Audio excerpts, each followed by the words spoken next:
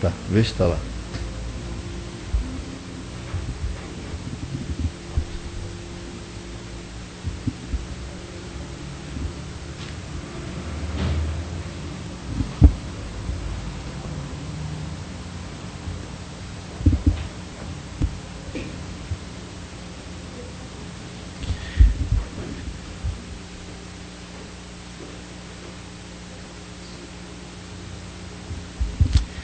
Uma boa tarde a todos. Sejam todos bem-vindos a essa nossa casa de oração. Essa nossa casa, a Casa do Caminho, que nos recebe com tanto amor, tanto carinho. Vamos falar rapidamente dos trabalhos que nós temos. Nós temos plantão espiritual, às quartas-feiras, que se inicia às 13h30, e às segundas-feiras, terças e quintas-feiras, nós temos o plantão espiritual a partir das 19h30.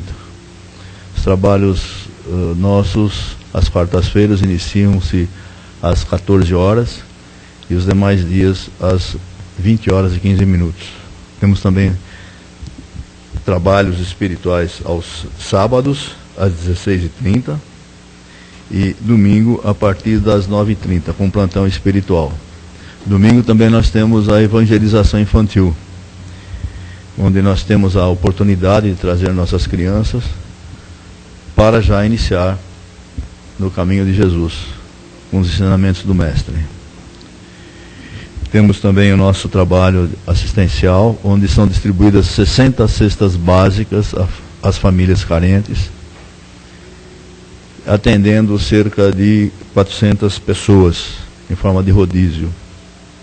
E nossa meta é aumentar esse trabalho. Então, aqueles que quiserem colaborar conosco, ou seja, colaborar com esses nossos assistidos, e também ter oportunidade de praticar o bem, a caridade, podem trazer também 1 quilo de alimento seco, ou seja lá o que for, né, que sirva para essa doação das cestas básicas. Vamos nesse momento, queridos companheiros, nos tranquilizando, nos harmonizando com o plano espiritual aqui presente. Vamos esquecendo dos nossos problemas, todos aqueles problemas que nós temos no dia a dia, para nesse momento nos dedicarmos a nós mesmos, através da oração, através desse congraçamento com o mundo espiritual superior. Esses nossos amigos espirituais já se encontram desde há muito aqui presentes. Eles prepararam o ambiente para nos receber. Tenho certeza que cada um de nós, de acordo com o nosso merecimento, vamos receber aquilo que buscamos.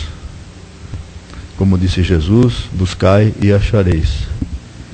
Ajuda-te que os céus te ajudará. Então vamos fazer a nossa parte, nos dedicando nesse momento a Jesus, aos seus mensageiros divinos, e através dos ensinamentos que nós vamos receber aqui na palestra de hoje. Esses ensinamentos são importantes para o nosso melhoramento espiritual, elevação moral, em busca da nossa evolução. Assim vamos agradecendo a Jesus, nosso mestre amigo, pela oportunidade de aqui estarmos, agradecendo a Jesus pelos seus ensinamentos, sempre presentes, sempre atuais, porque Jesus, na sua sabedoria, no seu amor,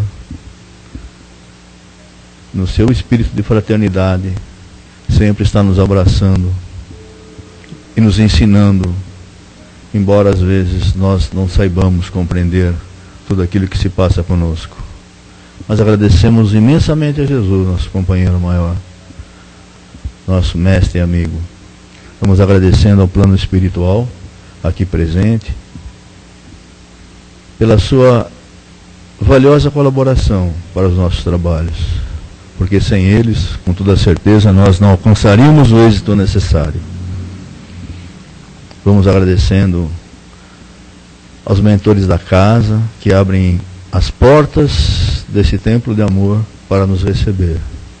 Agradecendo aos mentores da casa pela idealização desse recinto, que tão carinhosamente nos acolhe a todo momento. E assim, queridos companheiros, já harmonizados, tranquilos, já com os nossos pensamentos elevados ao Mestre Jesus, nós vamos envolvendo carinhosamente a nossa companheira Leda, que fará a palestra desta tarde.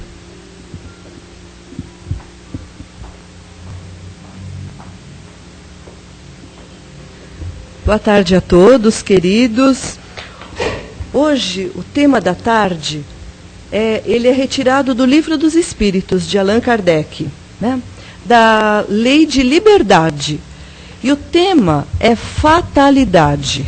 Nossa, é um tema pesado, né? Fatalidade. Quando a gente fala em fatal, normalmente a gente usa um sentido pejorativo da palavra, isso é fatal. A gente usa assim em sinônimo. Esse acidente foi fatal, quer dizer, não teve jeito, né? A mulher fatal, que ninguém resiste, né? Sempre uma coisa que nos leva àquilo que é impossível resistir, que realmente vai acontecer. Então, hoje nós vamos estudar essa fatalidade à luz da doutrina espírita. Muito bem. Para entendermos o termo fatalidade, nós vamos buscar o significado no dicionário da língua portuguesa.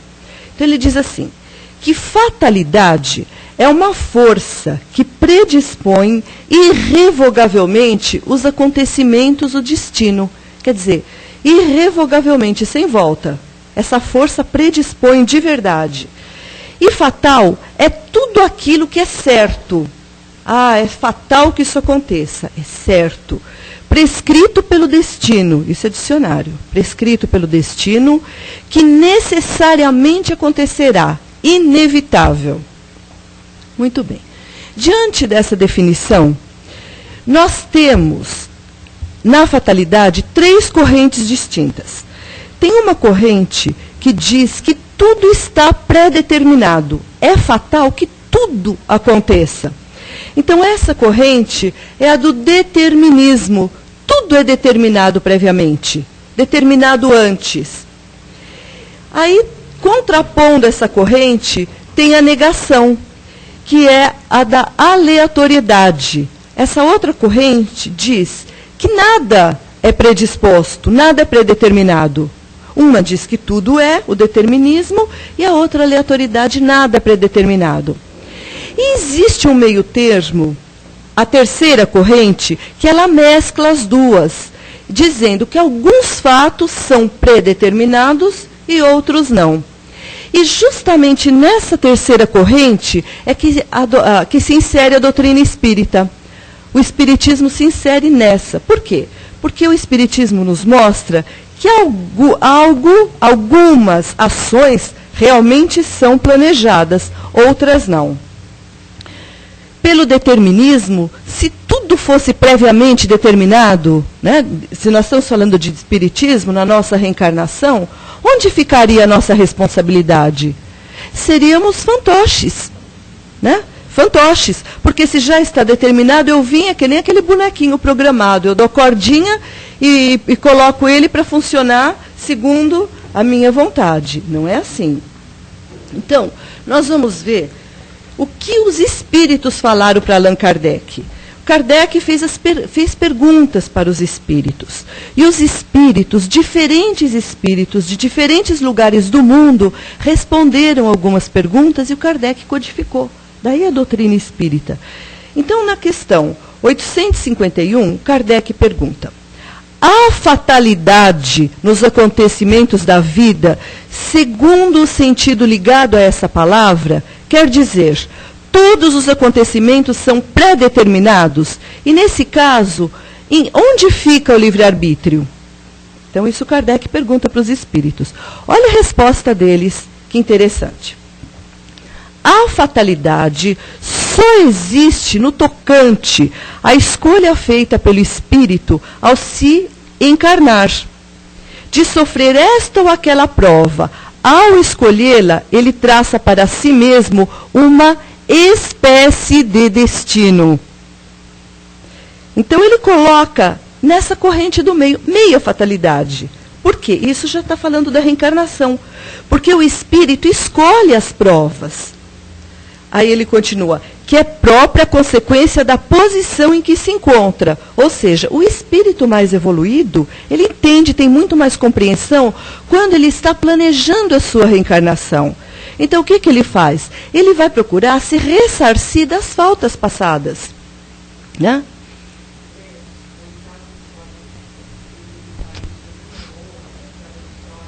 Calma, vai chegar. Espera, você está atropelando. Calma aí. Espera um pouquinho.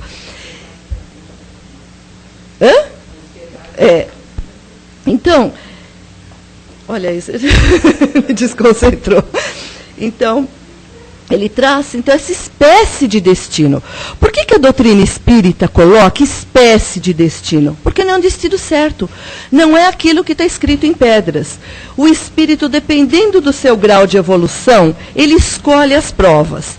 Uma vez encarnado, aquelas provas escolhidas, ele pode ou não passar por elas. Vamos supor, se ele tem que passar uma prova muito dura, e pelo seu merecimento, essa prova é suavizada. Ou então, ele pode se recusar, ele toma outro rumo e não passa por aquilo que ele predeterminou. Por isso que fala uma espécie de destino. Espécie. Ele pode tomar outro rumo na vida e não cumprir aquilo que ele planejou. Por isso que a doutrina espírita fica nesse meio termo, nem de um lado, nem de outro. São as possibilidades de escolha. Isso é um compromisso dele na espiritualidade. Por quê? Porque quando ele chega, veja bem, falo das provas de natureza física. Nós estamos chegando aí, de natureza física. Um fato, um acidente grave, uma perda, enfim. Porque no tocante às provas morais e tentações, o espírito conserva seu livre-arbítrio sobre o bem e o mal. É sempre senhor de ceder ou resistir.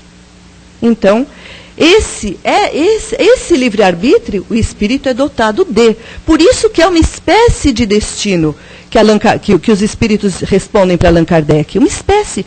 Porque eu planejo, eu chego aqui, eu tenho o meu livre-arbítrio. Mas o livre-arbítrio, ele tem a responsabilidade. Eu sou responsável por tudo aquilo que eu planejei e executo. Né? Na espiritualidade, aí fica a responsabilidade do espírito. Um bom espírito, ele vai além, dizendo dessas provas nossas da fatalidade, se acontece ou não. Um bom espírito, seja lá o nome que nós demos a esse bom espírito. Uns chamam de anjo da guarda, guia protetor, mentor, enfim, pai, cada um dá um nome. Mas esses espíritos bons que acompanham a nossa encarnação. Cada um de nós, quando reencarna, Deus destina um anjo bom, um espírito protetor para nos orientar e nos auxiliar na encarnação. Não importa o nome que ele tenha, mas olha o que os espíritos respondem. Esse bom espírito, ao ver o seu tutelado fraquejar, pode correr em seu auxílio, mas não pode influir sobre ele a ponto de subjugar-lhe a vontade. Nem o anjo da guarda, nem o espírito protetor pode intervir no nosso lugar. Não pode, porque a prova é nossa, o compromisso é nosso. E a evolução, ela é de cada um. Agora, e um espírito mau também, ele diz, que o bom não pode intervir. E o mal, o que acontece? Ou seja, um espírito inferior que não está esclarecido ainda, ao passarmos cada um de nós por um perigo eminente, que nos abala, nos assusta, esse espírito, ele pode assustar a pessoa. Se não for um espírito bom, ele pode assustar. Mas a vontade do espírito encarnado não fica, por isso, menos livre de qualquer entrave. Como assim? Aqueles espíritos, olha, você vai ver o que vai te acontecer se você não fizer tal coisa. Nada disso os espíritos dizem para Allan Kardec, porque nós somos senhores do nosso destino. Então, falando em fatalidade, nós falamos em reencarnação. E se nós formos estudar realmente a reencarnação, nós vamos ver que de fatal, a única fatalidade que nós temos é a morte. É a morte a única fatalidade. Porque até o nascimento, o espírito no ventre da mãe, nós sabemos que se é uma rejeição materna, a mãe não quer aquele bebê, às vezes ele não tem aquela energia suficiente para nascer. Ele pode até se deixar morrer, não nascer por uma rejeição materna. Então a gente nem diz que o nascimento é fatal, porque uns nascem, outros não. Mas todos morrem. Então a única fatalidade é a morte. E que tipo de fatalidade que é essa morte? Como se dá diante da doutrina? Para cada um é diferente. Cada espírito tem a morte que mereceu durante a vida. Se agiu bem durante a vida, recebe uma morte suave, tranquila, é recebido na espiritualidade. Nós temos, agora essa semana, esse fato dessa aeronave. Todo mundo se pergunta, quem não conhece a doutrina espírita, não sabe da reencarnação, fica assim estupefado, mas como pode? Que Deus é esse? Que tem criança, que tem pais, que tem pessoas que foram trabalhar, outros foram celebrar. Nós sabemos que diante dessa morte, de uma morte coletiva, essa responsabilidade que assumimos na espiritualidade, quando escolhemos nossas provas, o homem tem 3 tipos de relacionamento, de relação, o reencarnante. Ele tem consigo mesmo e, claro, que com Deus, todas elas com Deus. Consigo mesmo, aquela responsabilidade que ele tem da sua consciência. Ele tem com a sua família, que o recebeu, e ele tem com a sociedade como um todo. Então, se o homem, no sentido geral, o homem ou a mulher, falha em algum desses pontos, porque ele pode ser bom em um e não tão bom em outro. Ele pode ser um excelente pai de família e um déspota na sociedade. No trabalho, ele pode lesar o patrimônio público.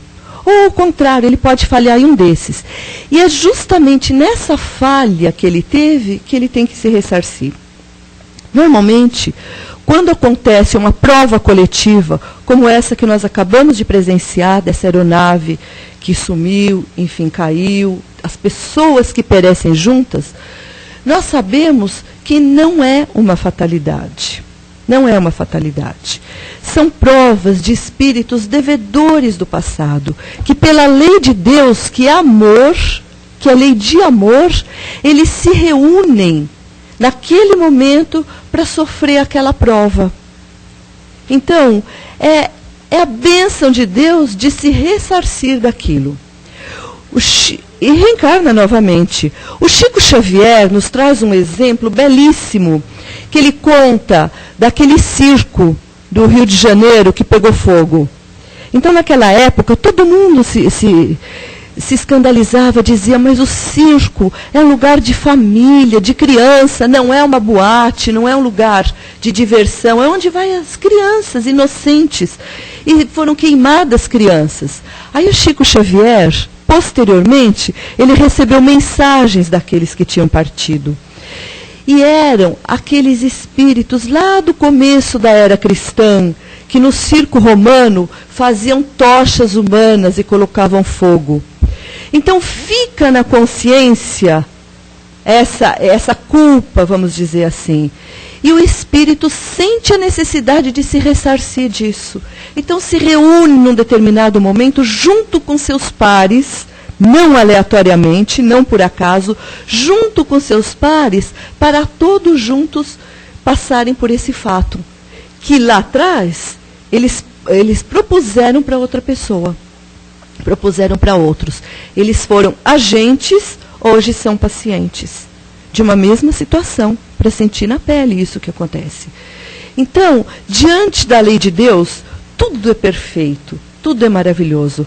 Fatalidade, somente a morte. E assim mesmo, dependendo do merecimento, num fato desse, quantos espíritos que contam, mesmo do Joelma, espíritos que deram a sua comunicação, depois disso, dizem, eu não sei, eu percebi uma fumaça e desmaiei, quando eu acordei estava num hospital. Quer dizer, essa foi a morte. não se sentiu queimar, porque nessa vida, embora precisasse passar por isso, por uma necessidade kármica do passado, foi suavizada a sua prova nesse momento. Então, até a morte, numa prova coletiva, ela é diferenciada de um para um, dependendo do merecimento e da vida, da sua postura diante da vida. Então a lei de Deus é perfeita, maravilhosa, há uma harmonia muito grande. Falando dessa harmonia, dessas provas sofridas, nós sempre lembramos a história daquele trabalhador, de um trabalhador espírita, né? Um trabalhador do centro muito dedicado, muito bonzinho, que todos adoravam, um excelente pai de família, bom trabalhador na casa espírita, e que um belo dia ele desaparece do trabalho. E quando eles foram ver, ele tinha sofrido um acidente e perdido um dedo na máquina. E aí ele ficou muito aborrecido com isso, porque ele disse: como que eu posso? Eu sou um trabalhador de Jesus, eu dou o meu tempo, faço o meu trabalho, e aconteceu isso.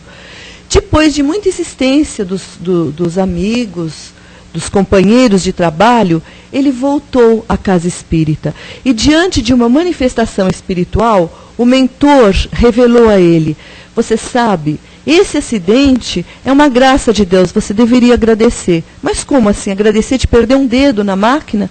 Falou: sim, porque na sua linha kármica estava para você perder o braço. Você perdeu o dedo por merecimento, pela sua postura de trabalhador, pela sua postura digna nessa encarnação.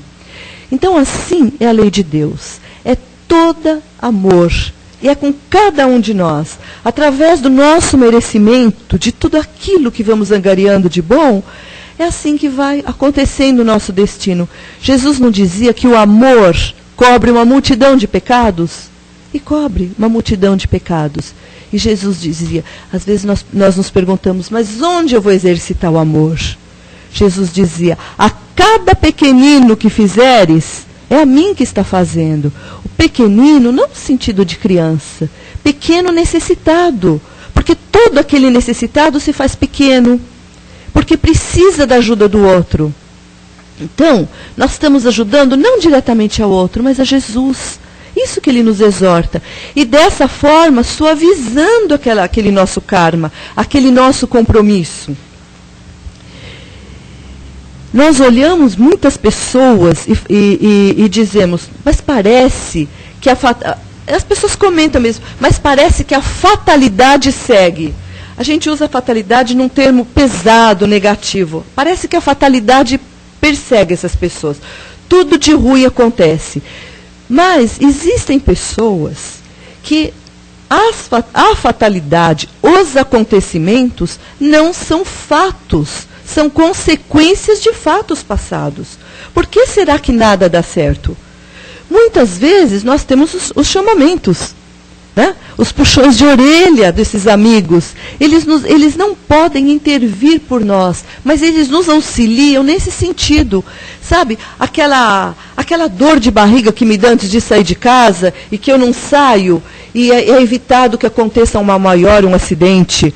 Aquela inspiração que me vem, não vai a tal lugar, vai aqui, não vai ali. Eu vou aqui e encontro uma pessoa querida de tanto tempo. Então, eles podem nos auxiliar, nunca intervir. Não, mas eu vou fazer isso, se eu me determino, aí se eu não me abro para essa ajuda, eu não consigo receber. Então, nesse sentido que nós temos que nos abrir, que nós temos que imaginar que fatalidade não existe para a doutrina espírita. Existe essa espécie de destino, aqueles compromissos que nós assumimos na espiritualidade, que nós chegamos aqui e falamos, mas é o meu destino, eu ponho a culpa no destino. Que é o meu fracasso, eu falo, mas é o meu destino, eu sou assim mesmo. Eu acho que eu fui muito ruim na outra vida, eu estou pagando agora. Mas é cômodo assim. Se fosse isso, ninguém nasce para sofrer, ninguém nasce para ser assassino, ninguém nasce para ser ruim, ladrão, não. Todo mundo nasce para melhorar. Nascemos com as tendências, né? Com aquelas tendências nós nascemos. Temos aqueles arquétipos, aquelas formas constituídas de várias e várias encarnações passadas. esses nossos arquétipos. E temos, junto com as coisas más, as coisas boas também, especialmente dominando as sementes divinas que nós temos. Então, quando nós transferimos a culpa para o destino desses fatos que nos acontecem, é o meu destino, então está muito errado. Joana de Ângeles Espírito diz que essa transferência é quando nós queremos nos livrar da culpa. Eu quero tirar a culpa de mim e colocar no outro. Diz lá na antiguidade, né, faz o bode expiatório.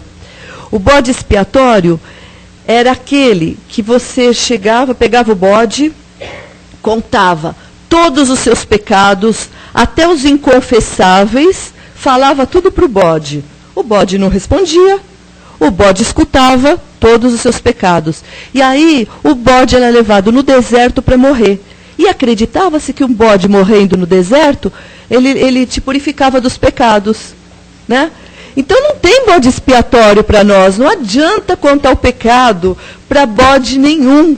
Não tem bode expiatório, né? Nós somos os responsáveis, né? Jesus já nos mostrava isso muito claramente. Não tem que dividir com ninguém, dividimos com os espíritos. Meu guia me abandonou, esse espírito não cuida de mim. Não é assim, de forma alguma. E enquanto nós formos transferindo a responsabilidade, nós não nos acertamos. Então essa responsabilidade é nossa, o compromisso é nosso, de melhora, de progresso. Então, eu sei que toda ação que eu faço, ela tem uma reação. A bendita lei de causa e efeito, que não é a lei da bruxa, aquela lei maldosa, aquela lei do olho por olho, dente por dente, toma lá da cá. Não isso. É lei de amor. É de amor. Mas todo ato tem em contrapartida uma consequência, uma reação. Se eu sou, por exemplo, desavisado, e eu quero atravessar um rio a nado, sem saber nadar, eu tenho um bom anjo da guarda, até hoje nada me aconteceu, mas de repente eu quero atravessar esse rio sem saber nadar. O que será que vai acontecer? Eu vou morrer afogado? Será que é o meu momento? Será que é o meu momento? Porque a gente fala, bom, se eu estou falando que a única fatalidade que nós temos é a morte tem tempo certo? Dia, hora, mês, ano, assim, assado? Não tem. Não tem. Porque existem espíritos que, por um trabalho dignificante, ele tem uma moratória, ou seja, é concedido no plano espiritual um tempo a mais para ele ficar aqui na Terra, para continuar a sua obra, a obra de Deus, o que ele está fazendo de bom, ou auxiliar a família. É concedido moratória. Mesmo que no planejamento ele tivesse vindo, por exemplo, para ficar 50 anos. E ele não conseguiu cumprir tudo isso. Há uma prorrogação, dependendo de Deus, né? Dependendo do seu merecimento e da permissão de Deus. Então existe essa moratória. Como existe também as retiradas antecipadas. Muitas vezes existem espíritos de valor que, ao reencarnar, esses espíritos se comprometem.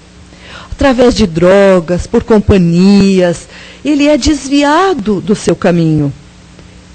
Cada um de nós conhece um caso desse.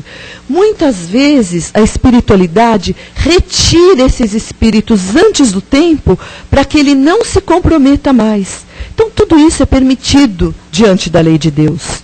Até a morte, que é fatal, ela depende do nosso merecimento. Dá para entender? Eu estou sendo clara? Então, tudo depende do nosso merecimento, da nossa postura diante da vida.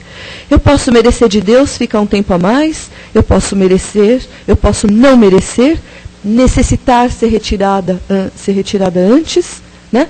Eu posso ter uma morte abençoada, maravilhosa. Quantas pessoas que a gente vê desencarnando de uma forma suave, tranquila, sendo recebida pelos parentes que já estão na espiritualidade, não é? Quantos que a gente vê? E isso tudo depende do merecimento. Do merecimento das nossas ações. tem uma passagem no Evangelho de Jesus que ela é muito marcante. Quando Jesus caminhava para pregar com seus discípulos, e ele viu os pais com aquele menino cego de nascença, né? E os discípulos olharam e perguntaram para Jesus: Mestre, quem pecou? Foi ele no ventre da sua mãe? Porque não se falava em reencarnação ainda, os discípulos não falavam. Quem pecou? A criança no ventre da sua mãe ou seus pais? Então Jesus disse: nem os pais, nem ele. Nem ele, Jesus quis dizer, nem ele nesse momento, nessa encarnação. É preciso que se cumpra através dele, do menino cego, as leis de Deus. Então, nessa época, os discípulos não entendiam o que Jesus dizia, mas hoje nós compreendemos. Então, não foram os pais, nem ele, que pecaram nesta encarnação. Isto vem lá de trás do passado. É preciso que se cumpra a lei de Deus, a lei de ação e reação. E foi uma das curas que Jesus realizou, retirando o barro do chão, passando nos olhos do menino. Então, que se cumpra a lei de Deus. Jesus não disse: quem com a espada fere, com a espada será ferido? Então, é a lei de Deus. É a lei de Deus. E quem merece de Deus tem que abrir os braços para receber as benesses do alto, que são muitas, muitas.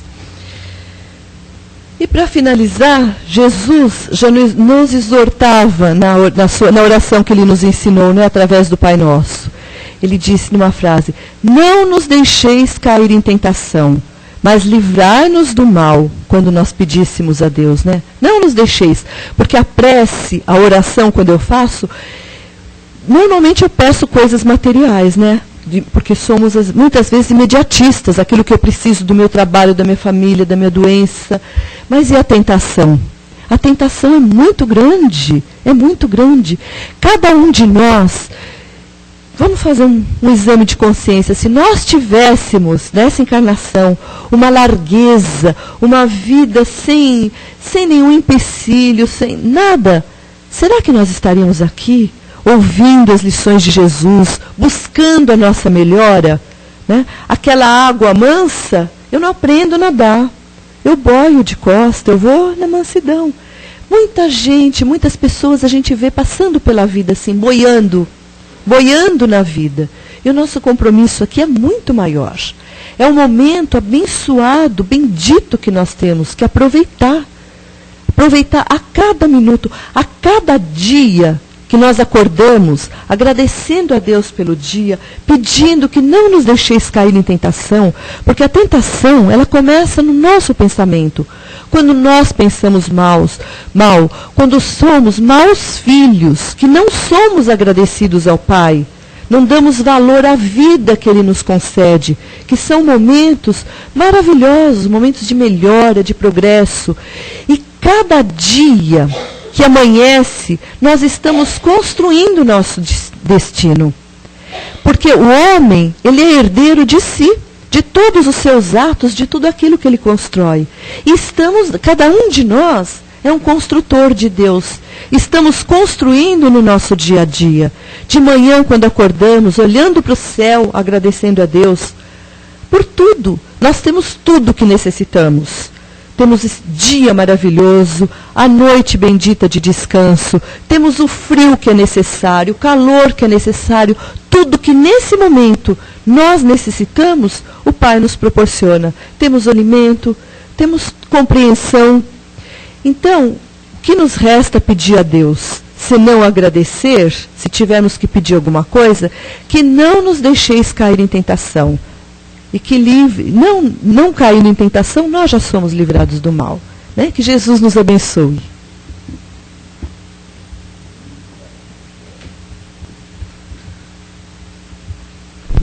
Muito bem. Opa, menos pedacinho. Muito bem. Então, a Leda está aí. Temos algum momento para pergunta. Alguém falou? Era a Dorothy que falou? Já contou. Eu ia contar a minha história. Você ia participar da palestra. Mas olha, eu estava falando. Você elucidou tão de uma forma assim tão do teu jeito, né, Leida? Eu acho que cada um tem um jeito de falar e tudo mais. Mas foi assim, tão fácil de entendimento, sabe? De entender o que você quis dizer. Então, é por aí mesmo. É muito mais fácil, né? A gente falar assim, Deus quis assim, Deus quer, né? Eu devo ter sido muito ruim na outra encarnação para estar passando o que eu estou passando. E é por aí, você está jogando sempre a culpa nas costas dos outros e esquece de... Lindo, né? Muito bem. Não, só queria fazer um adendo aqui, que a Leda falou para vocês do bode expiatório, parece uma lenda, mas não é lenda não, viu? Não, isso está no Levítico, para quem conhece, né? O Levítico sabe, no Velho Testamento, na Torá. Tem uma explicação lógica. O Levítico diz exatamente isso, né? Quando você falou do planejamento, existe um planejamento, certo, na espiritualidade para a tua vinda nessa reencarnação. Então, não é que existe o dia da morte, mas existe um tempo. Existe um tempo. Não é isso? Então, seria assim, entre aspas, existe o tempo da morte. Existe, que ele pode ser antecipado ou prolongado. Assim, mas a grande maioria estaria dentro de um tempo mesmo. O André Luiz, num dos livros... teria a lógica de, por exemplo, se achar até a taxa de vida das pessoas. Né? Falar, tal povo vive 70 anos, de 80. O André Luiz, no livro Ação e Reação, ele conta o caso de um espírito, lá um trabalhador, né, da colônia espiritual, que ele está para reencarnar. E um dos ministros da reencarnação diz para ele, e não me volte aqui antes dos 70 anos, hein? Não me retorne antes dos 70 anos. Quer dizer, vem com um plano. Nós podemos diminuir. Como? Né? Nos aviltando o nosso organismo. Né? Não, ninguém... Não, é isso que eu falei. Uma espécie de destino, né? Que a doutrina espírita coloca muito claro. Mais ou menos. O próprio Chico, né, ele teve uma moratória. Né? E o Divaldo também, né? Tantos outros, não sei se vamos merecer uma moratória, né? Não é a longevidade que faz que o espírito seja mais... Com certeza não é isso. Às vezes é dada essa prorrogação para que ele se modifique. Claro. Exatamente.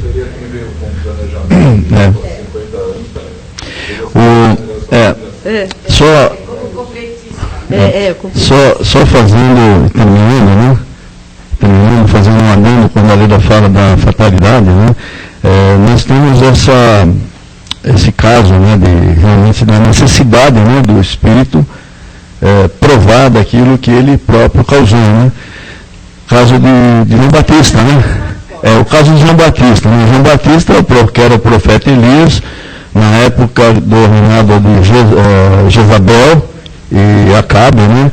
Ele causou a morte de 450 sacerdotes que eram adoradores de Baal, né? E defendendo o Deus único, né? Que ele acreditava, por fé, né? Acreditando em Yahvé, né?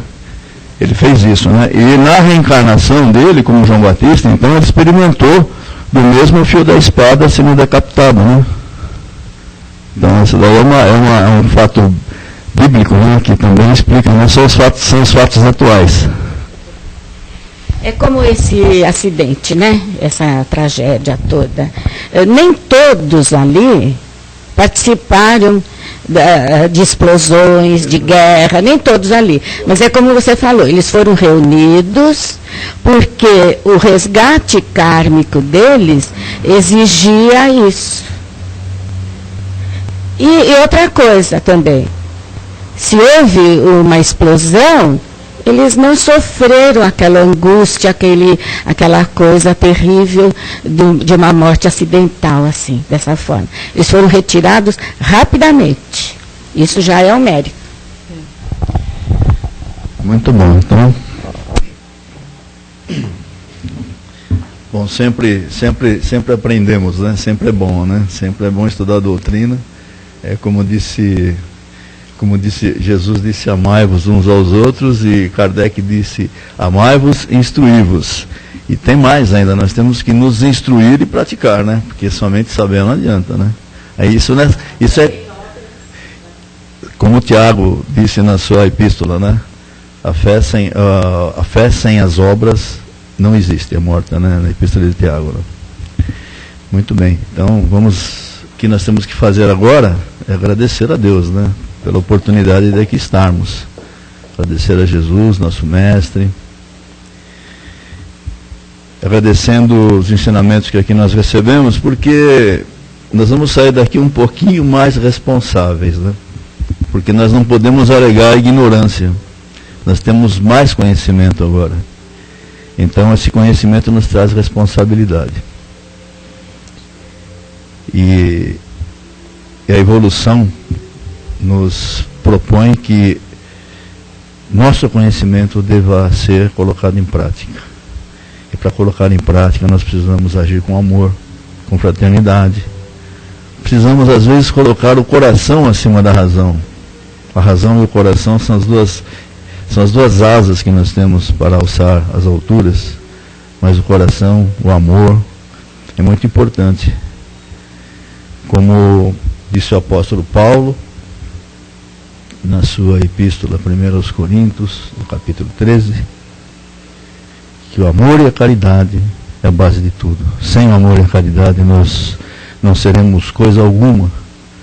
Podemos conhecer, podemos ter o conhecimento, podemos conhecer as ciências, falar a língua dos homens, dos anjos, podemos ter a fé que remove montanhas, mas sem a fé, sem a caridade, nós nada seremos. Então vamos praticar a caridade através das vibrações que vamos fazer para aqueles nossos irmãos, filhos de um mesmo Pai, que se acham em condições de necessidade. Por falar nisso, nós vamos vibrando nesse momento, queridos companheiros, por todos aqueles que desencarnaram neste acidente aéreo, neste voo, aqueles nossos irmãos, filhos do mesmo Pai, de várias nações, mas que aqui se reuniram para que fosse cumprida a lei, fosse cumprida as suas necessidades. Vamos vibrar muito por eles, para que eles possam encontrar na pátria espiritual o acolhimento, o amor, a fraternidade e a necessária compreensão, para que possam caminhar nessa escala evolutiva. Vibremos, companheiros. Vamos vibrar também para aqueles hospitais onde aqueles nossos irmãozinhos ali estão enfermos, quem sabe até aguardando a hora da sua própria desencarnação, que é o caminho natural que todos vamos seguir aqui encarnados, ou aqueles que ali se encontram num leito de dor, necessitando de um amparo, de um lenitivo para as suas mazelas. Vamos vibrar por eles. Vibramos também por outros enfermos, não da matéria, aqueles enfermos da alma, aqueles que transgrediram as leis de Deus e as nossas próprias leis dos homens, que se acham apartados da sociedade, nas prisões, nas cadeias públicas. Vamos vibrar por eles para que eles possam encontrar o caminho da luz e da regeneração, que a centelha divina do nosso Pai Maior possa tocar-lhes o coração. Vamos vibrar por eles também. Vamos vibrar também pelas nossas casas, nossos lares. Aquele templo de amor e de fraternidade onde construímos os nossos projetos de vida. Vamos vibrar por todos ali presentes, vibrando por nós mesmos, vibrando pelos vizinhos que nos cercam, e também são nossos irmãos. Não é por acaso que eles são nossos vizinhos, nós somos vizinhos deles. Vamos envolvendo com muita paz e muito amor. E finalmente nós vamos deixar uma vibração em branco, para que a espiritualidade superior possa direcionar essa vibração nos lugares mais necessitados e no lugar que eles entenderem que essas nossas vibrações poderão contribuir para a paz e para a fraternidade em benefício dos nossos irmãos. Graças a Deus. E assim, queridos companheiros, cientes de que cumprimos uma pequenina parte do nosso dever na tarde de hoje, doando amor, doando aquilo que nós temos de melhor, cientes de que nós aqui estivemos recebendo o apoio da espiritualidade e vamos continuar recebendo, cientes de que nós recebemos uma porção divina através do conhecimento, e cientes de que nós vamos ter agravada a nossa responsabilidade do trabalho em prol do nosso próximo, nós vamos agradecendo a Deus, nosso Pai, pela oportunidade, agradecendo a Jesus, esse nosso irmão maior, que nos acolhe com tanto amor, agradecendo a espiritualidade superior que nos ampara e nos conduz, agradecendo aos mentores desta casa que abrem as portas desse templo para nos receber.